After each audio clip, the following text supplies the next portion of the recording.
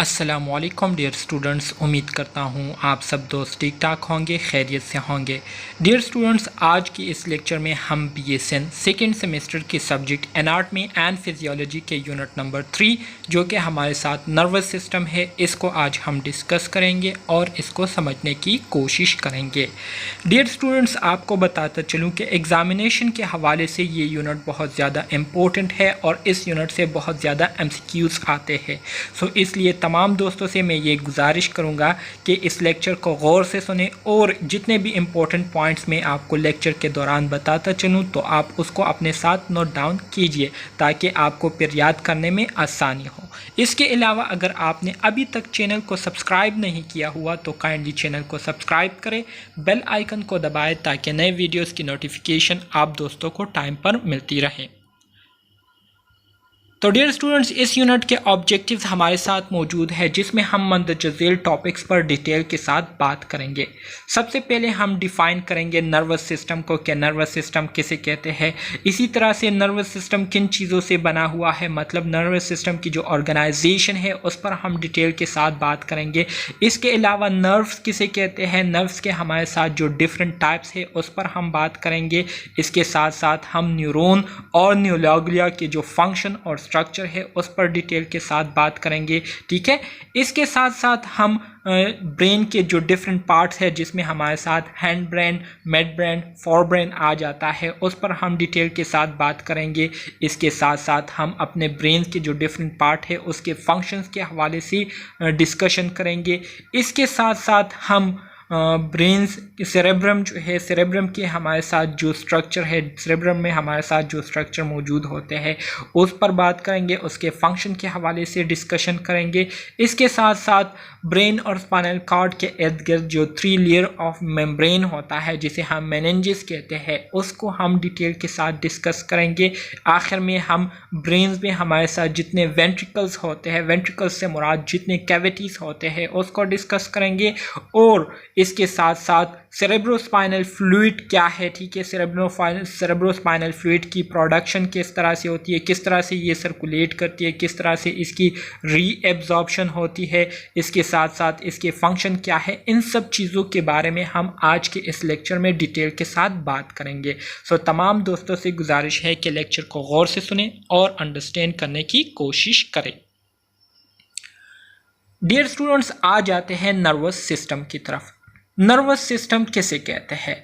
Simple अल्फाज में अगर मैं आपको नर्वस सिस्टम की डिफिनीशन करूं तो नर्वस जो है ये न्यूरॉन से निकला हुआ है, नर्व से निकला हुआ है। सो नर्वस सिस्टम से मुराद ये हमारे साथ नर्व और न्यूरॉन फाइबर्स का एक नेटवर्क होता है जिसका बुनियादी काम क्या होता है, जिसका बुनियादी काम ये होता है कि ये हमारे बॉडी के डिफरेंट पार्ट से क्या करती है, इंफॉर्मेशन को कैरी करती है इन the form of electrical signals और उसको ट्रांसफ़र करती है हमारे ब्रेन और स्पाइनल कॉर्ड को, ठीक है, जो कि हमारे साथ बहुत सारे नर्व फाइबर्स न्यूरॉन से मिलकर बने हुए ऑर्गन्स होते हैं। तो यहाँ पर ट्रांसफ़र करने के बाद फिर हमारे ये 2 ऑर्गन ब्रेन और स्पाइनल कॉर्ड इस पर क्या करती है, इंटरप्रिटेशन करती है, इसको एनालाइज करती है। एनालाइज करने के बाद एक प्रॉपर ऑर्गेनाइज ऑर्डर को बनाकर फिर इसको दोबारा मोटर न्यूरॉन्स के ज़रिए अपने जो इफेक्टर ऑर्गन होते हैं जिसमें हमारे साथ एंडोक्राइन ग्लैंड्स भी आ जाते हैं और डिफरेंट बॉडी ऑर्गन्स आ जाते हैं, वहाँ पर ट्रांसफ़र करने के बाद वो ऑर्गन फिर इसी ब्रेन्स के ऑर्डर के मुताबिक क्या करती है, रिस्पॉन्ड देती है। तो इस पूरे सिस्टम को जो कि नर्व न्यूरॉन पर मुश्तमिल होते हैं, नर्व फाइबर्स पर मुश्तमिल होते हैं, तो इस network of nerve and neurons और नर्व फाइबर्स को हम क्या कहते हैं, नर्वस सिस्टम कहते हैं। यहाँ पर हमारे साथ सिंपल डिफिनीशन की गई है जो जिसमें कहते हैं कि the network of nerves and nerve fibres they transmit nerve impulses between parts of the body is called nervous system। वही बात है जो कि मैंने अभी आपको बताई कि नर्वस सिस्टम क्या है। नर्वस सिस्टम ये हमारे साथ नर्व्स और नर्व फाइबर्स पर मुश्तमिल एक नेटवर्क होता है, ग्रुप होता है, जिनका बुनियादी काम क्या होता है, हमारे बॉडी के डिफरेंट पार्ट से क्या करना, इंफॉर्मेशन को कलेक्ट करना और ब्रेन स्पाइनल कॉर्ड को ट्रांसफ़र करना होता है। तो इस पूरे सिस्टम को हम क्या कहते हैं, नर्वस सिस्टम कहते हैं। इसी तरह से With a mass of only 2 kg, the nervous system is one of the smallest and yet the most complex of the 11 body system. It is an intricate, highly organized network of billions of neurons and even more neuroglia. ठीक है, कहते हैं कि जो nervous system है, ठीक है, तो ये इसका जो एवरेज मास होता है तो ये 2 kg होता है। और इसी तरह से ये हमारे अगर नर्वस सिस्टम की अगर हम बात करें तो ये हमारे साथ एक स्मॉलेस्ट और सबसे मोस्ट पेचीदा ऑर्गन है जितने भी हमारे बॉडी सिस्टम में सिस्टम मौजूद है, ठीक है, 11 सिस्टम मौजूद है। तो उन 11 सिस्टम में जो सबसे मोस्ट पेचीदा कॉम्प्लेक्स सिस्टम है वो कौन सा है, वो ब्रेन है, स्पाइनल कॉर्ड है, नर्वस सिस्टम है, ठीक है। इसके साथ साथ ये बहुत ही ऑर्गेनाइज नेटवर्क ऑफ न्यूरॉन से बने हुए होते हैं जिनकी तादाद जो है वो बिलियंस में होती है। और इससे बढ़कर जो न्यूरोग्लिया होती है, ठीक है, न्यूरोग्लिया जो है ये फिर न्यूरॉन्स की तादाद से भी क्या होती है, ज़्यादा होती है। The structure that make up nervous system, अब वो चीज़ें जिससे नर्वस सिस्टम जो है वो बना हुआ है, ठीक है, इसमें हमारे साथ ब्रेन आता है, इसके साथ साथ ब्रेन के जो क्रेनियल नर्व है, ठीक है, वो आते हैं, इसके साथ साथ हमारे साथ स्पाइनल कॉर्ड आता है, स्पाइनल नर्व और स्पाइनल नर्व के साथ उसके जो ब्रांचेस होते हैं वो आते हैं, इसके अलावा गैंग्लिया, एंट्रिक प्लेक्सिस और इसके अलावा सेंसरी रिसेप्टर, ये तमाम ऑर्गन सिस्टम्स कंबाइन होकर क्या करती है, नर्वस सिस्टम को बनाती है। तो ये हमारे साथ नर्वस सिस्टम की एक सिंपल आसान अल्फाज में डिफिनीशन थी जो कि मैंने आप स्टूडेंट्स को बताई। उम्मीद करता हूँ आपको इसकी समझ आ गई होगी। इसके अलावा the skull encloses the brain which contain about 100 billions neuron. इसी तरह से आप सबको पता है कि जो ब्रेन है ये कहाँ पर मौजूद होता है, स्कल में मौजूद होता है। हमारी जो खोपड़ी है इसके अंदर ब्रेन जो है वो मौजूद होता है। और इसी तरह से ब्रेन्स में अगर हम न्यूरॉन्स की तादाद की बात करें तो ब्रेन्स में न्यूरॉन्स की तादाद जो है वो 100 बिलियंस है, ठीक है। इसके साथ साथ 12 pairs right and left of cranial nerve emerging from the base of the brain। इसी तरह से हमारे साथ क्रेनियल नर्व के जो 12 पेयर है तो वो हमारे ब्रेन का जो बेस है, जो निचला वाला हिस्सा है, वहाँ से जो है निकले हुए होते हैं लेफ्ट और राइट साइड की तरफ, ठीक है।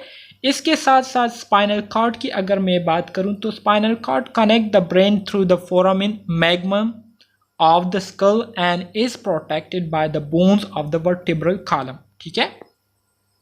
स्पाइनल कॉर्ड ब्रेन के ज़रिए किस तरह से ब्रेन के साथ किस तरह से कनेक्ट हुआ होता है, स्पाइनल कॉर्ड जो है ये ब्रेन के साथ जो है फोरामिन मैग्नम के ज़रिए जो है कनेक्टेड हुआ होता है। स्कल के जो फोरामिन मैग्नम होता है ना उसके ज़रिए कनेक्ट हुआ होता है। और इसी तरह से इस स्पाइनल कॉर्ड को जो प्रोटेक्शन मिल रही होती है तो वो वर्टिब्रल कॉलम का जो बोन है उसके ज़रिए स्पाइनल कॉर्ड जो है उसको प्रोटेक्शन मिल रही होती है। इसके साथ साथ it contain about 100 million neuron. Spinal cord में न्यूरॉन्स की जो तादाद है वो ब्रेन में हमारे साथ न्यूरॉन्स की जो तादाद है उससे थोड़ी कम होती है। स्पाइनल कॉर्ड में हमारे साथ न्यूरॉन्स की जो तादाद होती है वो 100 मिलियंस होती है, जबकि ब्रेन में न्यूरॉन्स की जो तादाद है वो 100 बिलियंस होती है। इसके अलावा स्पाइनल कॉर्ड जो है ये जो है 31 पेयर ऑफ स्पाइनल नर्व पर मुश्तमिल होती है, ठीक है, जो कि स्पाइनल कॉर्ड से जो है ख़ास रीजन्स में क्या हुए होते हैं, निकले हुए होते हैं। राइट और लेफ़्ट साइड की तरफ आगे डायग्राम आएगा, वहाँ पर आपको इसकी सही समझ आ जाएगी। इसके साथ साथ गैंग्लिया की अगर बात करूँ तो गैंग्लिया जो है ये हमारे साथ नर्वस टिश्यूज़ होते हैं, ठीक है। और इसी तरह से इनमें जो है हमारे साथ नर्व सेल बॉडीज़ होते हैं जो कि ब्रेन और स्पाइनल कॉर्ड से बाहर रहते हैं, ठीक है। ब्रेन और स्पाइनल कॉर्ड के अंदर ये नहीं होते बल्कि ये ब्रेन और स्पाइनल कॉर्ड से बाहर रहते हैं। Ganglia are closely associated with cranial and spinal nerve. इसके साथ साथ गैंग्लिया की अगर स्ट्रक्चर की बात करूँ, सिमिलरिटी की बात करूँ तो गैंग्लिया जो है ये बिल्कुल क्रेनियल और स्पाइनल नर्व की तरह ही होते हैं, उसी से मुंसलिक होते हैं। In the wall of organ of gastrointestinal track. इसी तरह से गैस्ट्रोइंटेस्टिनल ट्रैक के जो वाल्स है उसमें अगर हम देखें तो वहाँ पर भी हमारे साथ न्यूरॉन्स का एक नेटवर्क मौजूद होता है जिसको हम क्या कहते हैं, जिसको हम एंट्रिक प्लेक्सिस कहते हैं। एमसीक्यूज के हवाले से ये पॉइंट बहुत ज़्यादा इंपॉर्टेंट है। एमसीक्यूज में आपसे पूछ सकते हैं कि in the wall of gastrointestinal tract the network of neuron present called. Gastrointestinal tract के वाल्स में हमारे साथ न्यूरॉन्स का जो नेटवर्क मौजूद होता है उसको क्या कहते हैं, तो उसको एंट्रिक प्लेक्सिस कहते हैं, ठीक है। और इसका काम ये होता है कि ये डाइजेस्टिव सिस्टम को रेगुलेट करने में इम्पोर्टेंट रोल प्ले करता है। एमसीक्यूज में आपसे ये भी पूछ सकते हैं कि how many neurons are present in the brain. Brain में हमारे साथ कितने न्यूरॉन्स होते हैं, तो 100 बिलियन न्यूरॉन्स होते हैं। इसी तरह से स्पाइनल कॉर्ड जो है ये हमारे ब्रेन के साथ किस चीज़ के ज़रिए कनेक्ट हुआ होता है, तो ब्रेन के साथ जो है ये फोरामेन मैग्नम के ज़रिए जो है कनेक्टेड हुआ होता है। स्पाइनल कॉर्ड में न्यूरॉन्स की तादाद कितनी होती है, स्पाइनल कॉर्ड में न्यूरॉन्स की तादाद जो है वो 100 मिलियंस होती है, ठीक है। तो ये इंपॉर्टेंट एमसीक्यूज़ है जो कि मैं आपको अभी से बता रहा हूँ, इसको अपने साथ नोट डाउन कर लीजिए। Function of the nervous system. अब अगर हम नर्वस सिस्टम के फंक्शन के हवाले से बात करें तो फंक्शंस तो ऑलरेडी मैंने आपको इंट्रोडक्शन में बता दिया था कि नर्वस सिस्टम जो है किस तरह से काम करता है, इसका फंक्शन क्या होता है। यहाँ पर हम थोड़ी सी एक्सप्लेनेशन के साथ एक एक फंक्शन को हम क्या करेंगे, डिस्कस करेंगे, ठीक है। So the nervous system carry out different functions like smell, speech, storing, remembering past events. It control body movement and regulate the operation of internal organs. All these diverse activities are grouped into three basic functions such as sensory, integrative and motor, ठीक है। जैसे कि मैंने आपको start में बताया था कि नर्वस सिस्टम ये हमारे साथ एक ऐसा सिस्टम होता है जो कि नर्व और नर्व फाइबर्स पर मुश्तमिल होता है। और इनका बुनियादी काम क्या होता है, इनका बुनियादी काम ये होता है कि हमारे बॉडी के डिफरेंट पार्ट से ये क्या करती है, इंफॉर्मेशन को कलेक्ट करके हमारे ब्रेन और स्पाइनल कॉर्ड तक पहुंचाती है। सो इसी तरह से जो इंफॉर्मेशन होती है तो उस इंफॉर्मेशन में हमारे साथ स्मेल के हवाले से इंफॉर्मेशन मौजूद होती है, जिसमें हम मुख्तलिफ़ किस्म के जो स्मेल्स होते हैं उसको हम क्या करते हैं, महसूस करते हैं। तो किसके ज़रिए, एक ख़ास किस्म के रिसेप्टर्स के ज़रिए जो कि हमारे नोज़ में मौजूद होते हैं। और वही रिसेप्टर जो है इन्हीं स्मेल्स को डिटेक्ट करके हमारे ब्रेन तक क्या करती है, इस इंफॉर्मेशन को पहुंचाती है, जिसके ज़रिए फिर हम मुख्तलिफ़ किस्म के जो स्मेल्स होते हैं, जो खुशबुएँ होते हैं, जो बदबू होती है, उसमें हम क्या करते हैं, फ़र्क कर लेते हैं। इसके साथ साथ स्पीच, हम जो बातचीत कर रहे हैं, मैं आपके साथ अब बातचीत कर रहा हूँ, आपके साथ मैं इंफॉर्मेशन को शेयर कर रहा हूँ। तो इंफॉर्मेशन को जो मैं शेयर कर रहा हूँ तो ये भी ऑटोमेटिक नहीं हो रही, बल्कि इसके पीछे बहुत बड़ा जो सिस्टम है वो चालू है, ठीक है। और उस सिस्टम की वजह से मैं आप स्टूडेंट्स के साथ अभी कम्युनिकेशन कर रहा हूँ, कम्युनिकेट कर रहा हूँ, आप स्टूडेंट्स के साथ मैं इंफॉर्मेशन शेयर कर रहा हूँ। इसी तरह से आप जो मेरी बातें सुन रहे हैं, आप इस लेक्चर को सुन रहे हैं, आप जो है इस लेक्चर को सुनते हुए आप बातों को जो है याद करने की कोशिश कर रहे हैं, स्टोरिंग कर रहे हैं। तो ये भी एक बहुत ही इम्पोर्टेंट रोल है हमारे नर्वस सिस्टम का, जिसमें नर्वस सिस्टम क्या करती है, हम कानों के ज़रिए जो बातें सुन रहे होते हैं, आंखों के ज़रिए जो चीज़ें देख रहे होते हैं और हाथों के ज़रिए हम उसको जो टच कर रहे होते हैं, तो ये तीन सेंसर मिलकर क्या करती है, हमारे ब्रेन को डेटा पहुंचाती है। और हमारे ब्रेन जो है फिर इसको आसानी से क्या करती है, मेमोराइज कर लेती है, इसको स्टोर कर लेती है और हमें फिर वो याद रहती है। इसके अलावा जितने भी पास्ट इवेंट्स होते हैं, हमारे जो पिछले हमने जो इवेंट्स गुजारे हुए होते हैं, तो उसको याद रखना, ये सारे काम जो है कौन करता है, हमारा नर्वस सिस्टम करता है।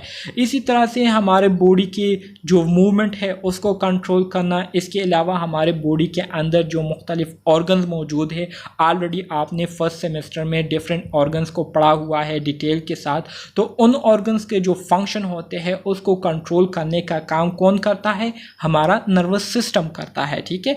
इसी तरह से ये तमाम जितनी भी एक्टिविटीज़ हो रही होती है हमारे बॉडी के अंदर, और जितने भी हम चीज़ों को देख रहे होते हैं, चीज़ों को अंडरस्टैंड कर रहे होते हैं, चीज़ों को रिकॉग्नाइज कर रहे होते हैं, तो इन सब चीज़ों को अंडरस्टैंड करना, रिकॉग्नाइज करना, इसको समझना, इसको जानना, इसके पीछे तीन बुनियादी फंक्शन जो है, 3 बुनियादी ऑर्गन जो है, टिश्यूज जो है वो इम्पोर्टेंट रोल प्ले कर रहे होते हैं, जिसके ज़रिए हम इन सारी चीज़ों को अंडरस्टैंड कर रहे होते हैं, देख रहे होते हैं, महसूस कर रहे होते हैं।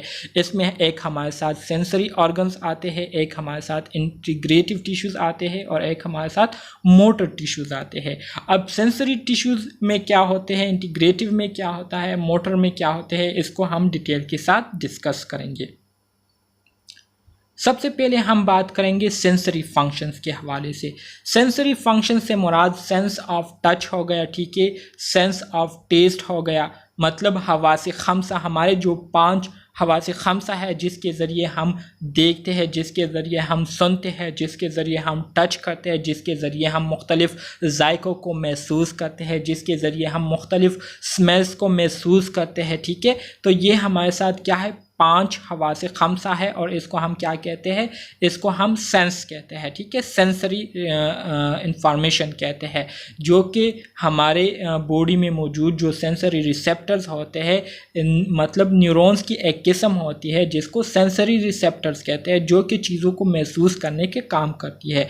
सो sensory receptor detect internal stimuli such as increase in blood acidity, external stimuli such as a housefly sitting on your body parts.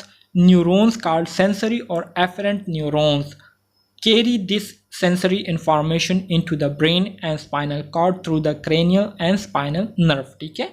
So sensory neurons, जैसे कि अभी मैंने आपको कहा कि ये ख़ास किस्म के न्यूरॉन्स होते हैं, इनका काम ये होता है कि हमारे बॉडी के अंदर अगर किसी ख़ास किस्म की एबनॉर्मेलिटी काज हो रही है, ठीक है, या हमारे बॉडी के बाहर हमारे स्किन के ऊपर किसी किस्म की एबनॉर्मल चीज़ हो रही है, ठीक है, एबनॉर्मल ऐसी चीज़ हो रही है जिसकी वजह से हमें नुकसान पहुंच सकता है, तो ये सेंसरी रिसेप्टर्स क्या करते हैं, उस एबनॉर्मेलिटीज़ को सेंस करके उसको जो है ऑर्गेनाइज करके, रिकॉग्नाइज करके हमारे ब्रेन और हमारे स्पाइनल कॉर्ड तक इस चीज़ के हवाले से क्या करती है, इंफॉर्मेशन पहुंचाती है, और हमारे ब्रेन और स्पाइनल कॉर्ड को जो एबनॉर्मेलिटी हमारे बॉडी के अंदर या बॉडी के बाहर होने वाली होती है तो उससे क्या करती है, उससे ख़बरदार करती है।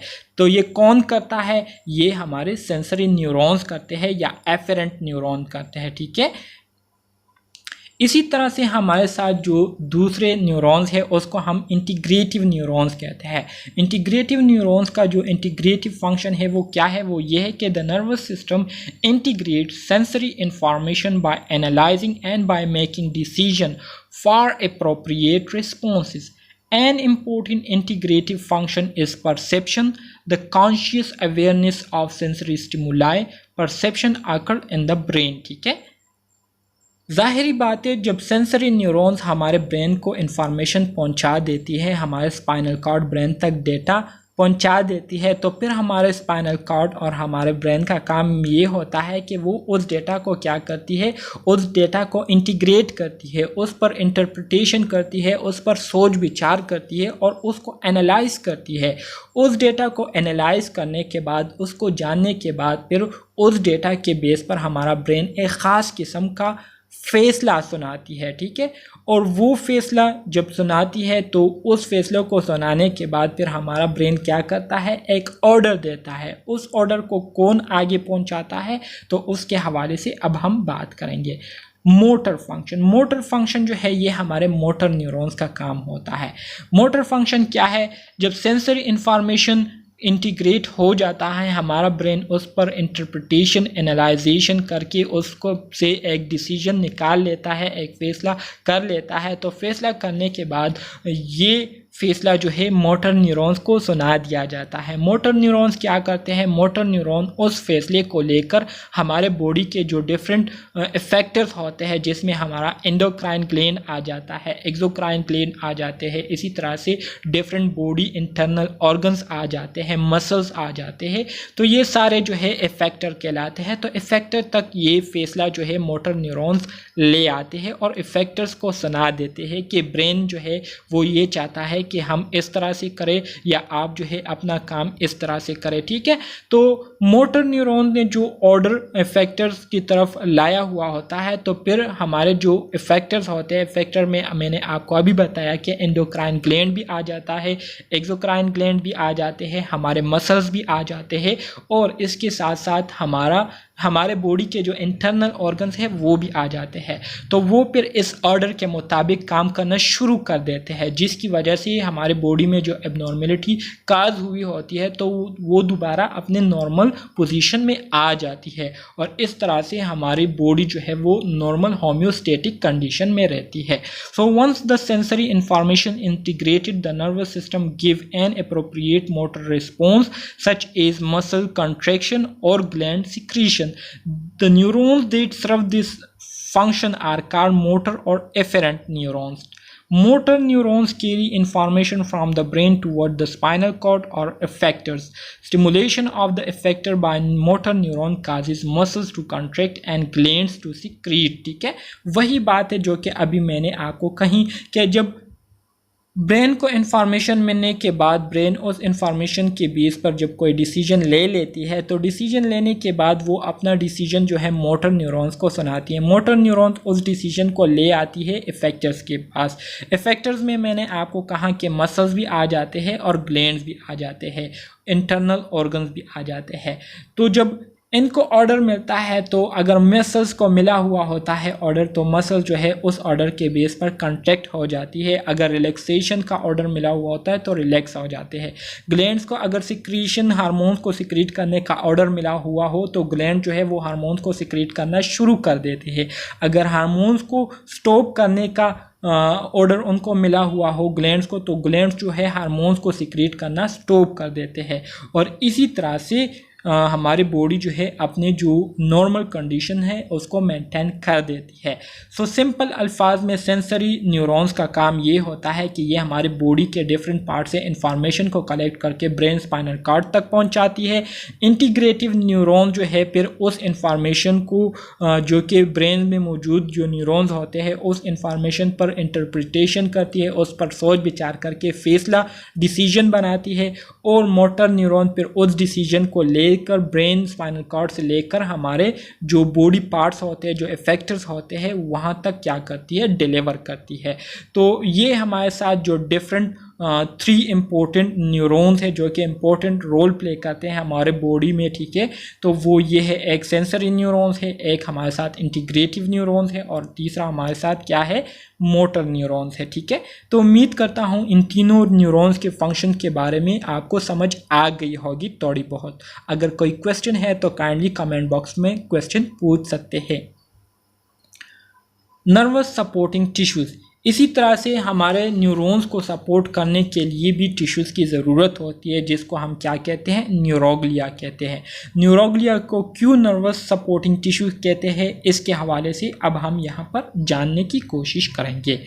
न्यूरोग्लिया जो कि हमारे साथ ग्लिया ग्लू से निकला हुआ है, are cells of the nervous systems that perform various supportive functions, ठीक है। न्यूरोग्लिया असल में हमारे साथ नर्वस सिस्टम के सेल्स है जो कि एक सपोर्टिव फंक्शन के तौर पर अपना रोल प्ले करते हैं, और हमारे न्यूरॉन्स को सपोर्ट करने में ये न्यूरोग्लिया बहुत ही इंपॉर्टेंट रोल प्ले करते हैं। जैसे कि स्टार्ट में मैंने आपको बताया था कि न्यूरोग्लिया जो है ये हमारे ब्रेन और स्पाइनल कॉर्ड से बाहर रहते हैं, ब्रेन और स्पाइनल कॉर्ड के अंदर नहीं होते, ठीक है। दे आउट नंबर न्यूरॉन, मतलब ब्रेन और स्पाइनल कॉर्ड से बाहर ये ज़्यादा तादाद में मौजूद होते हैं। In contrast to neuron they divided and multiply, अगर न्यूरॉन्स की बनिस्बत इसको देखें तो इनकी मल्टीप्लिकेशन भी होती है और इसकी डिवीज़न भी होती है, मतलब इनकी तादाद में इजाफा भी हो सकता है और ये तादाद में अपने आप को कम भी कर सकते हैं। Brain tumour arises from neuroglia called glioma, इसी तरह से वो ब्रेन ट्यूमर जो कि न्यूरोग्लिया की वजह से पैदा होती है तो उसको फिर हम क्या कहते हैं, उस ब्रेन ट्यूमर को फिर हम ग्लियोमा कहते हैं। एमसीक्यूज़ के हवाले से इम्पोर्टेंट पॉइंट है, एमसीक्यूज़ में आपसे पूछ सकते हैं कि वो ब्रेन ट्यूमर जो कि न्यूरोग्लिया की वजह से पैदा होते हैं, काज होते हैं, तो उन ब्रेन ट्यूमर को हम क्या कहते हैं, उस ब्रेन ट्यूमर को हम ग्लियोमा कहते हैं। ठीक है, इसी तरह से हमारे साथ जो न्यूरोग्लिया है इसके हमारे साथ 6 मुख्तलिफ टाइप्स है। ठीक है, जिसको हम आगे डिटेल के साथ डिस्कस करेंगे। इसी तरह से 4 type found in the central nervous system. इसी तरह से जो 6 टाइप्स हैं हमारे साथ न्यूरोग्लिया के, तो इसमें हमारे साथ 4 डिफरेंट टाइप जो है हमारे साथ सेंट्रल नर्वस सिस्टम में होते हैं, जिसमें हमारे साथ एस्ट्रोसाइट्स आ जाते हैं, ओलिगोडेंड्रोसाइट्स आ जाते हैं, माइक्रोग्लिया आ जाते हैं और एपिडाइमल सेल्स आ जाते हैं। जबकि बाकी जो 2 किस्म के हमारे साथ न्यूरोग्लिया है वो पेरिफेरल नर्वस सिस्टम में पाए जाते हैं, और उसमें एक हमारे साथ श्वान न्यूरोग्लिया एंड एक हमारे साथ सैटेलाइट सेल्स होते हैं। तो इसके हवाले से हम डिटेल के साथ आगे स्लाइड्स में डिटेल के साथ क्या करेंगे, बात करेंगे। ठीक है, neuroglia of the central nervous system. Central nervous system की अगर न्यूरोग्लिया की बात करें तो एमसीक्यूज में आपसे ये भी पूछ सकते हैं कि how many types of neuroglia are present in the central nervous system. Central nervous system में हमारे साथ न्यूरोग्लिया के कितने टाइप्स होते हैं, तो 4 टाइप्स होते हैं, जिसमें एक हमारे साथ एस्ट्रोसाइट्स होते हैं, एक हमारे साथ ओलिगोडेंड्रोसाइट्स होते हैं, एक हमारे साथ माइक्रोग्लिया होते हैं और एक हमारे साथ एपेंडाइमल सेल्स होते हैं। ठीक है, बहुत ही आसान है। अगर आप इसको थोड़ा सा कंसंट्रेशन के साथ सुने तो मुझे उम्मीद है कि आप इस लेक्चर को सुनते सुनते ही आप इस पूरे यूनिट को लर्न कर लेंगे, याद कर लेंगे। ठीक है, सो एस्ट्रोसाइट जैसे कि आपको पता है एस्ट्रोलॉजी जिसमें हम स्टार्स के बारे में स्टडी करते हैं, तो इसका शेप स्टार की वजह से, स्टार की तरह होने की वजह से इसको एस्ट्रोसाइट का नाम दिया गया है। Astro mean star and cyte mean cells, so वो सेल जो कि स्टार की शेप की तरह होते हैं, तो इस वजह से इसको क्या कहते हैं, एस्ट्रोसाइट्स कहते हैं। Astro mean star and cyte mean cells, so astrocyte mean cells in the form of star. Star की शक्ल में हमारे साथ जो सेल्स होते हैं उसको हम क्या कहते हैं, एस्ट्रोसाइट्स कहते हैं। So these star shaped cells are the largest and most numerous of the neuroglia. The processes of astrocytes make contact with blood capillaries, neurons and the pia mater. When neurons are damaged, astrocytes form hundred masses of scar tissues and fill spaces formerly occupied by neurons. This process is called astrocytosis or sclerosis. ठीक है, अभी मैंने आपको बताया कि astrocytes को astrocytes इसलिए कहा जाता है क्योंकि इसका जो शेप होता है वो स्टार्स की तरह से होता है। ठीक है, और इसी तरह से एस्ट्रोसाइट न्यूरोग्लिया जो है ये हमारे साथ वो सेल्स है जो कि न्यूरोग्लिया की जो मुख्तलिफ टाइप है, तो उन मुख्तलिफ टाइप में जो सबसे ज़्यादा मकदार में होने वाले न्यूरोग्लियल सेल्स है तो वो हमारे साथ क्या है, एस्ट्रोसाइट्स है, और इसकी जो साइज़ है वो भी क्या होती है, लार्ज होती है। ठीक है, इसी तरह से हमारे साथ एस्ट्रोसाइट्स के जो प्रोसेसेस होते हैं, प्रोसेसेस से मुराद इसके जो टिश्यूज़ होते हैं, ब्रांचेस होते हैं, तो ये हमारे साथ ब्लड कैपिलरीज के साथ इसकी कांटेक्ट होती है, कनेक्शन हुई होती है न्यूरॉन्स के साथ, और पिया मेटर के साथ इसका जो कनेक्शन है वो हुआ होता है। ठीक है, मतलब कनेक्ट हुए होते हैं ब्लड कैपिलरीज, न्यूरॉन्स और पिया मेटर के साथ। जब न्यूरॉन्स डैमेज हो जाते हैं तो एस्ट्रोसाइट बनना जो है वो क्या हो जाता है, वो स्टॉप हो जाता है। ठीक है, और इसी तरह से टिश्यूज़ जो है वहाँ पर स्कर्स बन जाती है, और इसके साथ साथ fill spaces formerly occupied by the neuron.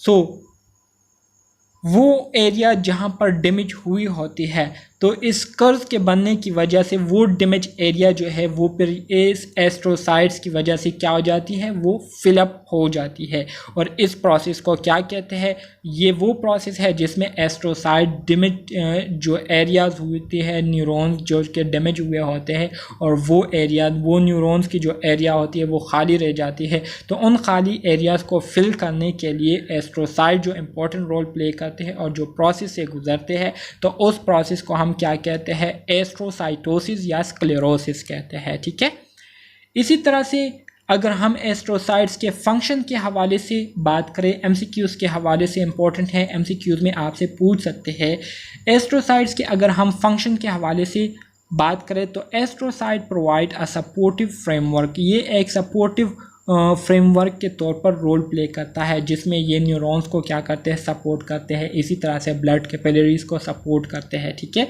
Together with the endothelial cells of blood capillaries के जो एंडोथेलियल सेल्स होते हैं, जो inner most wall of the blood capillaries होते हैं, ठीक है, तो उसके साथ क्या करते हैं, उसके साथ मिलकर ये क्या करते हैं, ब्लड ब्रेन बैरियर को बनाती है to isolate harmful material from the central nervous system. और इसी ब्लड ब्रेन बैरियर के ज़रिए फिर हमारा जो सेंट्रल नर्वस सिस्टम है वो हार्मफुल मटेरियल से क्या होता है, महफूज रहता है।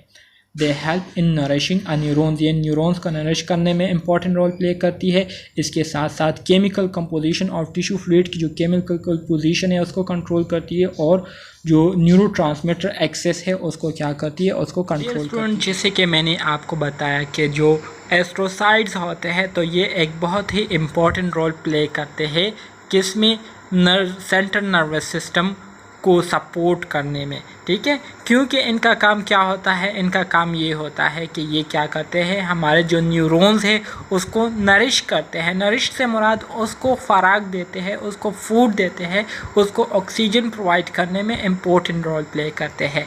इसके साथ साथ regulate the chemical composition of tissue fluid, tissue में मौजूद जो फ्लूइड होते हैं तो उस फ्लूइड की जो केमिकल कंपोजिशन होती है, उसकी जो केमिकल बनावट होती है, जिसमें हमारे साथ मुख्तलिफ़ किस्म के एलिमेंट्स होते हैं, जैसे कि कैल्शियम हो गए, पोटाशियम हो गए, क्लोराइड हो गए, सोडियम हो गए, तो इसकी कंपोजिशन को मेंटेन रखने में इम्पोर्टेंट रोल प्ले करती है कौन, एस्ट्रोसाइट्स। इसके साथ साथ जो एक्सेस न्यूरोट्रांसमीटर होते हैं, ज़रूरत से ज़्यादा जो न्यूरोट्रांसमीटर होते हैं तो उसको क्या करते हैं, उसको मूव आउट करते हैं, उसको उस एरिया से बाहर निकालते हैं जहां पर ज़रूरत से ज़्यादा न्यूरोट्रांसमीटर पाए जाते हैं। इसके अलावा अगर आप शेप को देखें एस्ट्रोसाइट्स के, तो नीचे दिए गए हो डायग्राम में आपको साफ दिखाई दे रहा होगा कि एस्ट्रोसाइट का जो शेप होता है तो वो सिमिलर स्टार्स की तरह से होता है, और इसी तरह से इसके साथ जो है न्यूरॉन्स और इसके अलावा जो कैपिलरीज होते हैं, तो कैपिलरीज के साथ इसने क्या किया होता है, लिंक बनाया हुआ होता है। तो ये एक इम्पोर्टेंट और सपोर्टिव रोल प्ले करता है एस्ट्रोसाइट्स, ठीक है। इसी तरह से अगर मज़ीद हम आगे जाए तो आगे हमारे साथ जो दूसरी टाइप है हमारे साथ जो कि सेंट्रल नर्वस सिस्टम में पाई जाती है, तो वो हमारे साथ ओलिगोडेंड्रोसाइट्स कहलाती है। Oligo mean few, dendro mean जो कि हमारे साथ ट्रीज शेप में होता है, ठीक है। सो ओलिगोडेंड्रोसाइट्स ये हमारे साथ वो सेल्स होते हैं जो कि तादाद में हमारे साथ फ्यू होते हैं, लेकिन इसकी जो शेप है वो बिल्कुल दरख्त की शाखों की तरह होती है। इसकी वजह से इसको क्या कहते हैं, ओलिगोडेंड्रोसाइट्स कहते हैं, ठीक है। They resemble astrocytes but have fewer processes, इनकी जो शेप है वो एस्ट्रोसाइट्स की तरह ही होती है, एस्ट्रोसाइट्स की तरह ही ये दिखाई देते हैं, लेकिन इसके जो प्रोसेसेस होते हैं, मतलब जो शाखें होती है, तो वो क्या होती है, वो कुछ तादाद में होती है, ठीक है। Their processes form myelin sheath around axon in the brain and spinal cord. इसी तरह से ओलिगोडेंड्रोसाइट्स का जो इम्पोर्टेंट रोल होता है वो यही होता है कि ये एक्सोन के इर्द गिर्द ब्रेन और स्पाइनल कॉर्ड में मौजूद हमारे साथ जो न्यूरॉन्स होते हैं, तो वो न्यूरॉन जो है ऑलरेडी आपको पता है कि एक न्यूरॉन जो है हमारे साथ एक्सोन पर मुश्तमिल होते हैं, डेंड्राइट्स पर मुश्तमिल होते हैं, सेल बॉडी पर मुश्तमिल होते हैं, ठीक है। एक न्यूरॉन में हमारे साथ ये 3 पार्ट होते हैं, सेल बॉडी, एक्सोन, डेंड्राइट, ठीक है। सो एक्सोन के इर्द गिर्द जो माइलिन शीट बनता है तो वो कौन बनाता है, वो ओलिगोडेंड्रोसाइट्स बनाते हैं, ठीक है। इसी तरह से माइक्रोग्लिया की अगर हम बात करें तो ये सेंट्रल नर्वस सिस्टम में हमारे साथ तीसरी किस्म है न्यूरोग्लिया का, ठीक है। माइक्रोग्लिया जो है ये हमारे साथ क्या होते हैं, ये हमारे साथ छोटे होते हैं, माइक्रो मीन स्मॉल एंड लिया मीन मतलब न्यूरोग्लिया। सो ये हमारे साथ छोटे न्यूरोग्लिया सेल्स होते हैं और इनकी जो शाखें होती है वो भी क्या होती है, थिन होती है, ठीक है। इसका फंक्शन ये होता है कि ये फेगोसाइट्स के तौर पर काम करती है। फेगोसाइट से मुराद ये है कि ये ईटिंग का काम करती है, जो एक्स्ट्रा मटेरियल होता है, जो वेस्ट मटेरियल होते हैं, तो उसको क्या करती है, उसको ये क्या करती है, उसको खाती है, उसको इनगल्फ करती है, ठीक है। इसी तरह से हमारे साथ जो चौथी सेल है, चौथी किस्म है हमारे साथ न्यूरोग्लिया की, जो कि सेंट्रल नर्वस सिस्टम में पाई जाती है, तो उसको एपेंडाइमल सेल्स कहते हैं। Epen mean above and dym mean garment, so they are cuboidal to columnar cell. ये हमारे साथ क्यूबॉइडल से लेकर कोलम के शेप में सेल्स होते हैं, मतलब क्यूब और कोलम के शेप में ये हमारे साथ सेल्स होते हैं, जो कि सिंगल लेयर्स में अरेंज हुए होते हैं। इसमें हमारे साथ माइक्रोविली और सीलिया जो है पाई जाती है। सीलिया ये छोटे छोटे हेयर लाइक स्ट्रक्चर होते हैं, और माइक्रोविली ये भी हमारे साथ छोटे छोटे हेयर लाइक स्ट्रक्चर होते हैं। इनका काम ये होता है कि they line cavities of brain and spinal cord. ये ब्रेन और स्पाइनल कॉर्ड के जो कैविटीज होते हैं, जिसको हम क्या कहते हैं, दूसरा इसके लिए एक टर्म आता है, तो उसके साथ ये क्या हुई होती है, कनेक्टेड हुई होती है, ठीक है। और ये क्या करती है, सेरेब्रोस्पाइनल फ्लूइड को सिक्रीट करती है और कैविटीज़ में इसको सर्कुलेट करती रहती है। तो ये हमारे साथ वो 4 डिफरेंट टाइप ऑफ न्यूरोग्लिया थे, जो कि सेंट्रल नर्वस सिस्टम में क्या होती है, पाई जाती है, और इनके जो इम्पोर्टेंट डिफरेंट फंक्शन होते हैं, तो उसके बारे में भी मैंने आपको काफ़ी डिटेल के साथ आसान अल्फाज में आपको बताया। तो उम्मीद करता हूँ आपको इसकी समझ आ गई होगी, लेकिन अगर फिर भी कोई मसला है, कोई कन्फ्यूजन आपको किसी जगह पर हो रही है, तो आप मुझसे पूछ सकते हैं। इसी तरह से आप ये शेप डायग्राम देख सकते हैं, ठीक है, न्यूरोग्लिया की। यहाँ पर अगर आपको ये वाला जो मैं येलो लाइन से सर्कल कर रहा हूँ, तो ये पिंक कलर में जो आपको दिखाई दे रहा है, इसको क्या कहते हैं, इसको न्यूरोग्लिया कहेंगे, ठीक है। ये हमारे साथ न्यूरोग्लिया होता है जो कि हमारे जो कैपिलरीज होते हैं, कैपिलरीज के साथ भी ये कनेक्टेड होते हैं, और इसके साथ साथ न्यूरॉन के साथ भी इसने कनेक्शन बनाया हुआ होता है, ठीक है। तो ये क्या करते हैं, ये एक सपोर्टिव रोल प्ले करते हैं, ठीक है, जो कि क्या करते हैं, हमारे न्यूरॉन्स को सपोर्ट करते हैं, ठीक है, न्यूरोग्लिया। इसी तरह से पेरिफेरल नर्वस सिस्टम में जो न्यूरोग्लिया पाए जाते हैं, तो उसमें हमारे साथ 2 किस्म के न्यूरोग्लिया होते हैं, जिसमें एक का नाम हमारे साथ श्वान सेल्स कहलाते हैं, और दूसरे हमारे साथ सैटेलाइट सेल्स कहलाते हैं। श्वान सेल्स की अगर मैं बात करूं, तो they surround the axon in the peripheral nervous system. Peripheral nervous system में जो एक्सोन पाए जाते हैं, तो उन एक्सोन के इर्द गिर्द ये श्वान सेल्स जो है ये पाए जाते हैं, ठीक है। ईच सेल्स इन सर्कल ओनली 1 एक्सोन, और इसी तरह से हर एक श्वान सेल जो है एक एक्सोन के इर्द गिर्द इंसर्कल हुआ होता है, सराउंड हुआ होता है, ठीक है। They form myelin sheath around the axon, और इसी तरह से एक्सोन के इर्द गिर्द ये क्या करती है, माइलिन शीट बनाती है। इसके साथ साथ they aid in regeneration of damage axon of peripheral nervous system. Peripheral nervous system में अगर कोई एक्सोन जो है किसी वजह से डैमेज हो जाए, तो उस डैमेज एक्सोन को दोबारा से रिपेयर करने में भी श्वान सेल बहुत ही इंपॉर्टेंट रोल प्ले करते हैं। इसी तरह से सैटेलाइट सेल्स की अगर मैं बात करूं, तो these flat cells surround the cells bodies of neuron of peripheral nervous system and form ganglia, ठीक है। इसी तरह से जो सैटेलाइट सेल्स होते हैं, तो ये फ्लैट फॉर्म में होते हैं, तो ये सेल न्यूरॉन्स के जो सेल बॉडीज़ होते हैं, ठीक है, तो सेल बॉडी के इर्द गिर्द जो है ये सराउंड होते हैं, इर्द गिर्द मौजूद होते हैं, और इसी तरह से ये क्या करती है, गैंग्लियास को बनाती है। They regulate the exchange of material between the neuronal, ठीक है, न्यूरॉन्स के दरमियान ये क्या करती है, जो मुख्तलिफ मटीरियल होते हैं, मुख्तलिफ फ्लूइड की जो तबादला होती है, तो उसको ट्रांसपोर्ट करने में भी सैटेलाइट सेल बहुत ही इंपॉर्टेंट रोल प्ले करते हैं। इसके साथ साथ सेल बॉडीज़ और इंटरस्टिशियल फ्लूइड में भी मटीरियल की जो एक्सचेंज है, उसमें ये सैटेलाइट सेल बहुत ही इंपॉर्टेंट रोल प्ले करते हैं। ये आपको दिखाई दे रहे होंगे श्वान सेल, जैसे कि आप देख सकते हैं, ये पिंक कलर में, लाइट पिंकिश कलर में आपको नज़र आ रहे होंगे, ठीक है। तो ये हमारे साथ क्या है, ये हमारे साथ श्वान सेल्स होते हैं, जो कि न्यूरॉन्स के एक्सोन के इर्द गिर्द क्या होते हैं, सराउंड होते हैं, ठीक है। और सराउंड होने के बाद ये एक माइलिन शीट बना लेती है एक्सोन के इर्द गिर्द, ठीक है। तो ये हमारे साथ श्वान सेल्स होते हैं।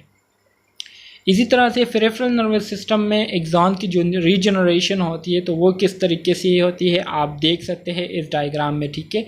मुख्तलिफ स्टेजेस में हमारे साथ जो न्यूरॉन की रीजनरेशन, जैसे कि आप यहाँ पर देखें तो यहाँ पर क्या हुआ है, यहाँ पर जो है यहाँ पर एक न्यूरॉन जो है वो क्या हुआ है, एक न्यूरॉन जो है वो डैमेज हुआ है, जिसकी वजह से क्या हुआ है, जिसकी वजह से वहाँ पर ख़राबी आई हुई है, जैसे कि आप ये एरिया देख सकते हैं। फिर इसके साथ हमारे साथ जो श्वान सेल्स और सैटेलाइट सेल्स होते हैं, तो ये दोनों मिलकर क्या करते हैं, इस डैमेज सेल को दोबारा से रीजनरेट करते हैं। दोबारा से रीजनरेट करने के बाद इसकी फंक्शन को दोबारा से क्या करते हैं, बहाल करते हैं। ठीक है,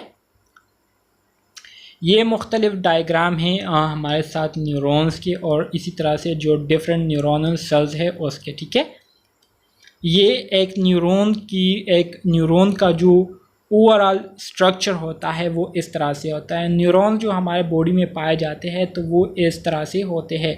ये वाला जो एरिया होता है, जो सर्कल सेंटर होता है, इसको सेल बॉडी कहते हैं। ये जो ब्रांचेस होते हैं इसको डेंड्राइट्स कहते हैं।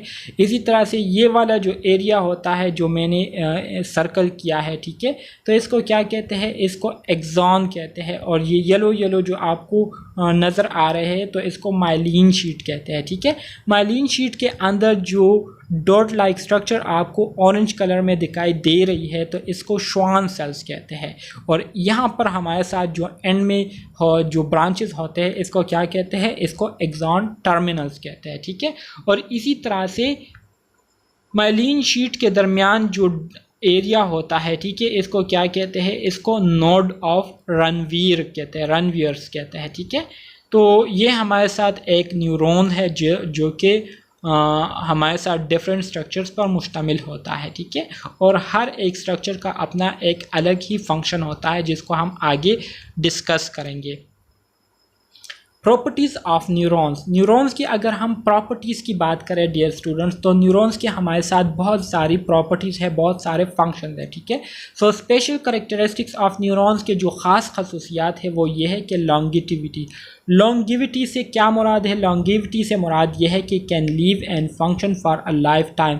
न्यूरॉन जो है इसका जो लाइफ टाइम है वो बहुत ज़्यादा होता है और ये पूरी ज़िंदगी के लिए अपने फंक्शंस को जो है ये परफॉर्म करता रहता है। ठीक है, अगर किसी किस्म के एक्सीडेंट ना हुई हो, किसी किस्म की इंजरी ना हुई हो, तो न्यूरॉन जो है ये पूरी लाइफ के लिए क्या होते हैं, फंक्शनेबल होते हैं, अपने फंक्शंस को कंटिन्यू रखे हुए होते हैं। एमाइटोटिक से मुराद ये है कि न्यूरॉन जो है अपनी तादाद को बढ़ा नहीं सकती। ठीक, मतलब ये डिवाइड नहीं हो सकती, इसको आप डिवाइड नहीं कर सकते। ठीक है, high metabolic rate, require abundant oxygen and glucose. चूँकि न्यूरॉन जो है ये एक ऐसे सेल्स होते हैं जो कि 24 आवर्स जो है ये कंटिन्यूसली फंक्शनेबल होते हैं, अपने काम पर मशगूल होते हैं, तो इस वजह से मुसलसल काम करते हुए इनको फिर ज़्यादा ऑक्सीजन की भी ज़रूरत होती है और इसके साथ साथ इसको ज़्यादा ग्लूकोज की भी ज़रूरत होती है जो कि इसको एनर्जी प्रोवाइड करती है। इसके साथ साथ एक्साइटेबिलिटी की अगर हम बात करें तो एक्साइटेबिलिटी से मुराद ये है कि the ability to respond to the stimulus and convert it into an action potential। Excitability से मुराद ये है कि आपकी बॉडी के साथ अगर एक मक्खी जो है वो टच हो जाए तो उस मक्खी के टच होते ही आपकी बॉडी को जो है पता चल जाता है, आपके ब्रेन को पता चल जाता है कि हमारी बॉडी के साथ कोई चीज़ जो है वो टच हो गई है। तो इसका मतलब ये है कि हमारे जो न्यूरॉन्स होते हैं वो बहुत ही ज़्यादा एक्साइटेबल होते हैं, छोटी सी छोटी चीज़ से भी ये क्या होते हैं, ये एक्टिवेट हो जाते हैं। मिसाल के तौर पर अक्सर औकात आप स्टूडेंट्स ने नोट किया होगा कि जब आपने अपने जो क्या कहते हैं, पश्तो में इसे नस्तूनी कहते हैं, आपने जब अपने नस्तूनी को उठाया हुआ हो, ठीक है, और आपके हाथ आपके जो आम है पर मौजूद जो बाल होते हैं, बालों के साथ जो हवा टकराती है तो उस हवा को भी आपकी स्किन क्या करती है, महसूस करती है और आपको महसूस होता है कि हमारे बाल जो है वो हिल रहे हैं। ठीक है, तो हमारे स्किन पर जो हेयर्स होते हैं तो इसका भी बहुत ही इम्पोर्टेंट रोल है, बहुत ही इम्पोर्टेंट फंक्शन है। ठीक है, तो अपने जो स्किन पर मौजूद हेयर है इसको विदाउट किसी इमरजेंसी के जो है आप इसको रिमूव ना किया करें। ठीक है, तो इससे आपको बहुत फ़ायदा मिलेगा। इसके साथ साथ कंडक्टिविटी की अगर मैं बात करूं तो the transmission of nerve impulses किस तरह से ट्रांसफ़र होते हैं एक जगह से दूसरी जगह, तो इसको हम कंडक्टिविटी कहते हैं। सिक्रीशन किसे कहते हैं? When the electrical signals reaches the end of nerve fibres the neuron secrete a chemical neurotransmitters that stimulate the next cells. ठीक है, ज़ाहिरी बात है जब एक न्यूरॉन से दूसरे न्यूरॉन तक मैसेजेस पहुंचते हैं तो ज़ाहिरी बात है एक न्यूरॉन से दूसरे न्यूरॉन तक मैसेज पहुंचने के लिए कुछ मैसेंजर्स होते हैं जिसको न्यूरोट्रांसमीटर्स कहते हैं। न्यूरोट्रांसमीटर्स एक न्यूरॉन से निकलकर दूसरे न्यूरॉन्स में एंटर हो जाते हैं और उस सिग्नल्स को, उस मैसेज को कंटिन्यू रखे हुए आगे मूव करते हैं, आगे ट्रांसफ़र करते हैं। एक्शन पोटेंशियल ये हमारे साथ इलेक्ट्रिकल सिग्नल्स होते हैं जो कि मूव करते हैं, ट्रेवल करते हैं along the surface of the membrane of neuron. Neuron का जो मेम्ब्रेन सरफेस होता है उस पर क्या करता है? ट्रेवल करता है, मूव करते हैं। ठीक है, पार्ट ऑफ द न्यूरॉन्स की अगर हम डिफरेंट पार्ट्स की बात करें तो न्यूरॉन जो है, ज़्यादातर न्यूरॉन जो है ये हमारे साथ 3 हिस्सों पर मुश्तमिल होते हैं। एमसीक्यूज़ के हवाले से इम्पोर्टेंट पॉइंट है। एक हमारे साथ सेल बॉडी कहलाती है, दूसरा हमारे साथ डेंड्राइट्स कहलाती है और तीसरा हमारे साथ एक्सोन कहलाती है। ठीक है, सेल बॉडी या सोमा या पेरिकार्योन, सेल बॉडी को सोमा भी कहते हैं, पेरिकार्योन भी कहते हैं। इसमें हमारे साथ क्या होते हैं? न्यूक्लियस और ऑर्गेनेल्स होते हैं। ठीक है, डेंड्राइट ये हमारे साथ शॉर्ट होते हैं, मतलब इसकी लेंथ जो है शॉर्ट होती है, ये ब्रांचिंग फॉर्म में होते हैं। ये क्या करते हैं? Receptive region of the neuron, ये हमारे साथ वो रीजन है जहाँ से ये क्या करते हैं? दूसरे न्यूरॉन्स के जो सिग्नल्स है उसको क्या करते हैं? रिसीव करते हैं। ठीक है, एक्सोन जो है ये हमारे साथ लॉन्ग साइटोप्लाज्मिक प्रोसेस होता है जो कि नर्व इम्पल्सिस को क्या करती है? मूव करती है। Neuron has only one axon, neuron जो है सिर्फ एक एक्सोन पर मुश्तमिल होते हैं। ठीक है, न्यूरॉन में एक एक्सोन होता है जो कि क्या करता है? Transmit impulses away from Soma, मतलब सेल बॉडी से इंफॉर्मेशन को जो है मूव करती है किसी दूसरे न्यूरॉन की तरफ, मसल फाइबर्स की तरफ या ग्लैंड की तरफ उसको क्या करती है? मूव करती है। The processes are collectively called neurite, और इसी तरह से डेंड्राइट और एक्सोन इन दोनों को कलेक्टिवली क्या कहते हैं? न्यूराइट्स कहते हैं, न्यूराइट्स। ठीक है, एमसीक्यूज़ के हवाले से इम्पोर्टेंट है। एक्सोन हेललॉग, एक्सोन हेललॉग किसे कहते हैं? Cone shape elevation of axon, axon का जो कॉन शेप एलिवेशन होता है तो उसको क्या कहते हैं? उसको हेललॉग कहते हैं। ठीक है, इनिशियल सेगमेंट क्या है? The closest part of the axon hillock, axon hillock के करीब जो एरिया होता है उसको इनिशियल सेगमेंट कहता है। ठीक है, axon vary in length from 1 millimetre long up to 1 metre. ठीक है, एक्सोन की जो लंबाई है ये डिफरेंट हो सकती है, 1 मिलीमीटर से लेकर 1 मीटर तक इसकी लंबाई हो सकती है।